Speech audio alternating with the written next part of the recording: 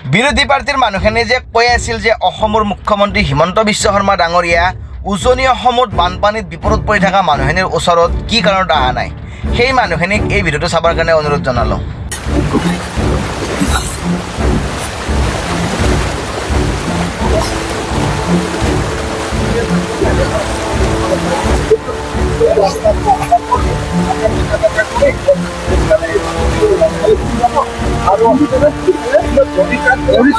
বিৰোধী পাৰ্টী যোনখিনি চেলা চামুণ্ডে কৈ আছিল যে অসমৰ মুখ্যমন্ত্ৰী হিমন্ত বিশ্ব শৰ্মা ডাঙৰীয়াই এই বিপদত পৰা মানুহখিনিৰ ওচৰত খবৰ ল'ব অহা নাই, নাহে আৰু চৰকাৰে এই বিপদত পৰা মানুহখিনিক সহায় নকৰে বুলি যে কৈ আছিল, সেই মানুহখিনি এতিয়া কি ক'ব?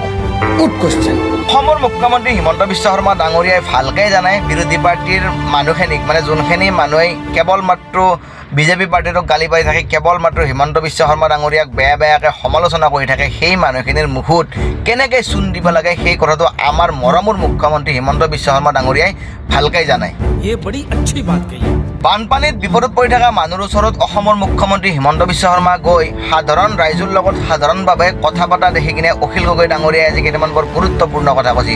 যোনকেইটা কথা শুনাৰ পিছত আপোনালোকেও গম পাব যে অখিল গগৈ ডাঙৰীয়াই আজি অসমৰ মুখ্যমন্ত্ৰী হিমন্ত বিশ্ব শৰ্মা ডাঙৰীয়াক তাৰিফ কৰি কিনে কেনেকৈ উপচাই দিছে আপোনালোকে চাই লওক।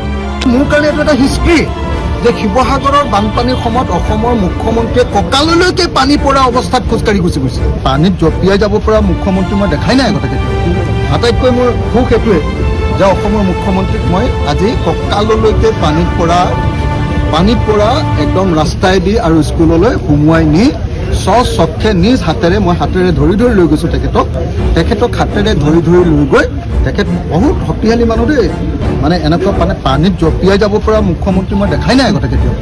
এইটো বহুত ডাঙৰ কথা, এইটো মই একদম ক্ৰেডিট দিবই লাগিব। আৰু এইটো প্ৰথম ঘটনা ঘটিছে শিৱসাগৰত।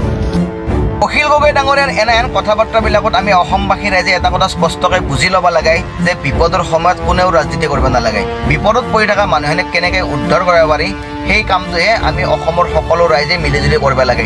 যেনেকৈ আজি অখিল গগৈ ডাঙৰীয়া আৰু অসমৰ মুখ্যমন্ত্ৰী হিমন্ত বিশ্ব শৰ্মা ডাঙৰীয়াই একেলগে কাম কৰি আছে সেই বিপদত পৰি থকা মানুহখিনিক উদ্ধাৰ কৰাৰ বাবে, আৰু সেই বিপদত পৰি থকা মানুহখিনিক যাতে আগৰ দৰে আকৌ সবল কৰি তুলিব পাৰে সেই কামটো কৰি আছে।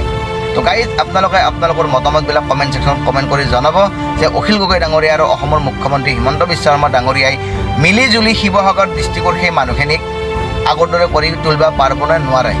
কমেণ্ট ছেকশ্যনত কমেণ্ট কৰি জনাব আপোনালোকে।